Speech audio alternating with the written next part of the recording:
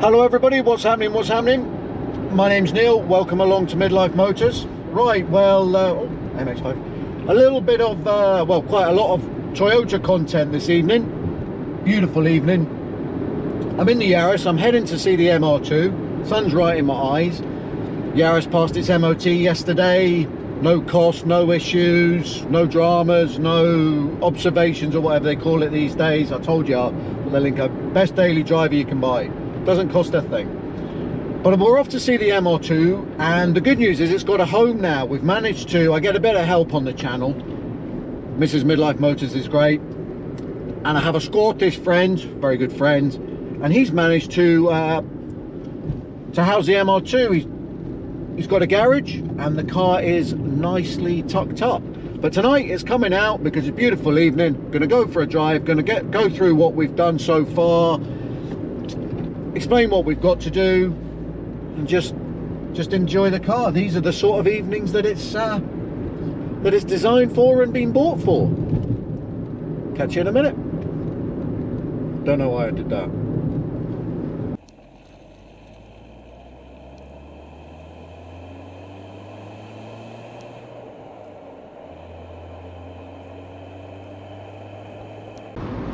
Here we go. First take to camera in the little MR2. Great stuff. Lovely evening. Lightweight sports car, manual gearbox, rear wheel drive. What's not to like? So we've been doing a few bits and bobs on the car. Some of them cosmetic, some of them mechanical.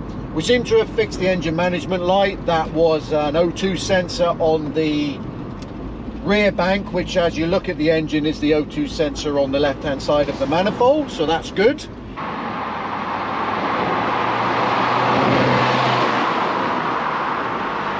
We've done an interior clean. It's much nicer being inside here now as well. It doesn't feel like you're getting dirty in the car. We had the seats out. We did the old cover them in baby oil, wrap them up in cellophane, leave them in the sun all day, and it really has made them nice and supple, and it just brings all the dirt to the surface. It's a nice little trick, if you like, if you're thinking of cleaning them. We got in amongst the carpets. We've got some nice mats in now, so that's all been good. We've got some nice new number plates on the car as well, and we've even started attacking it with the polisher, with the dual action polisher. So all those things are adding up to it's a big difference from when we got it a couple of weeks ago. Don't get me wrong, still a long list of things to do, but we're trying to balance it. We want the car to look a little bit nicer, but at the same time it's very important that it works well.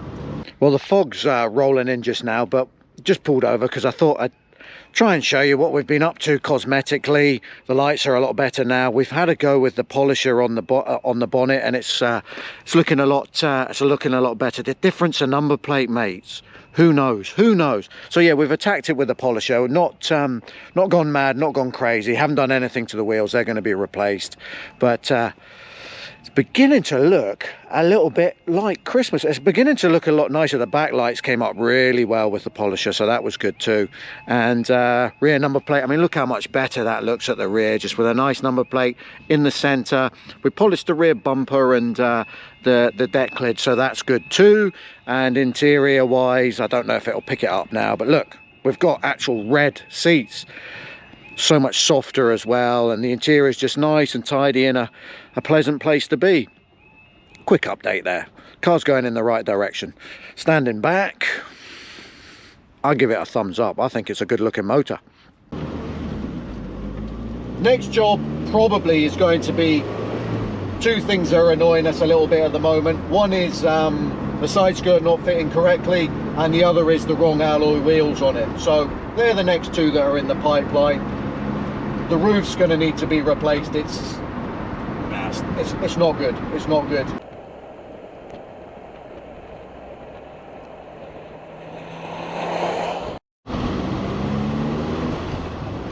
So what's it like to drive? Well, I've not driven this car very many times. There's still a couple of faults with it. It's pulling a little bit to the left.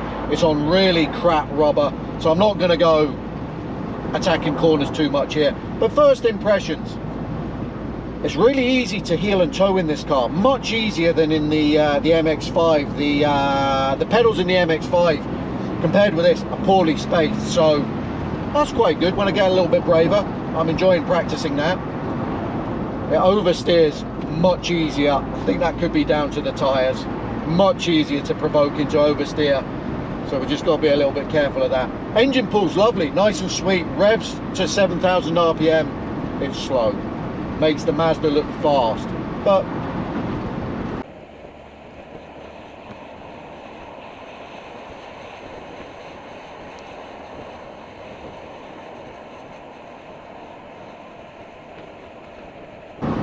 enough of the chit chat. I'll push on a little bit, let's see what happens. Nice gear change, it's really smooth. It's a long throw. We might have to see if we can shorten that in some way, shape or form. It feels a little bit strange because it's mid-engine. I can't tell if the weight's over the front or the rear. It pivot. I've never driven a mid-engine car before, and you can feel it pivoting in the middle. Now, strange. Different. Got a limit slip diff on the back of this car, so that's quite reassuring. When you come into a corner a little bit hot, just keep a little bit of throttle on and it will do its thing.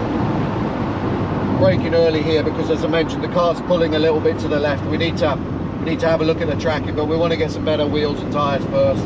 But coming out of the corner, the throttle just picks up. It's lovely. It still feels nice. You get a nice induction noise behind your head. Feels really good. It sounds excellent. Pictures in. And you can just give it a little dab of left foot braking. Much easier to do that than the Mazda. Much easier. Really well set up for that. It's going to be enjoyable getting to learn a little bit more about how the car does that. It's great. Really good. Mazda, you need to learn from that.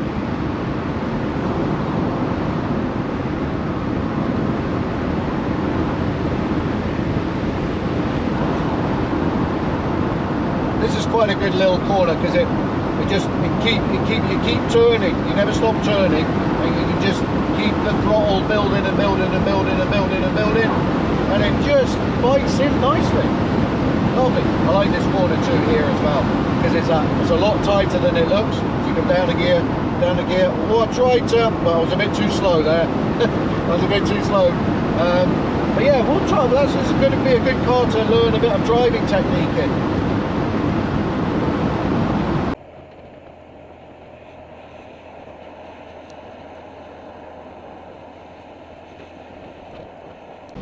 This is wonderful, isn't it?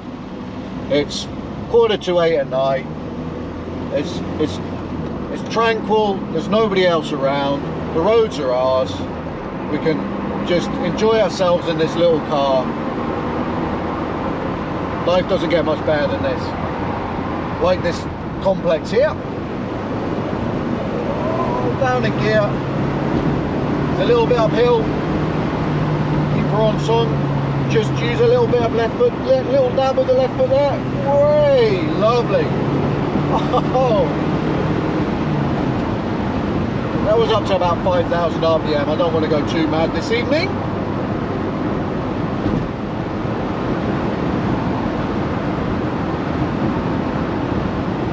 Great stuff, great stuff. I mean, looking forward to doing more to this car, but I'm really looking forward to driving it some more. I know people put bigger engines and add more power to this, and that just must make them fantastic. The main thing I've realised so far is just how it pivots mid-engine. I mean, who knew? Well, probably quite a lot of people, but I didn't.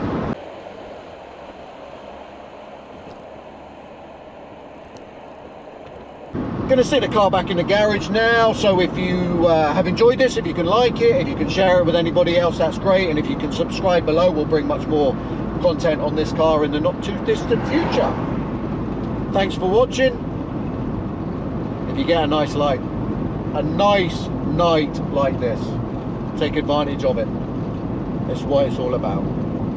See you soon.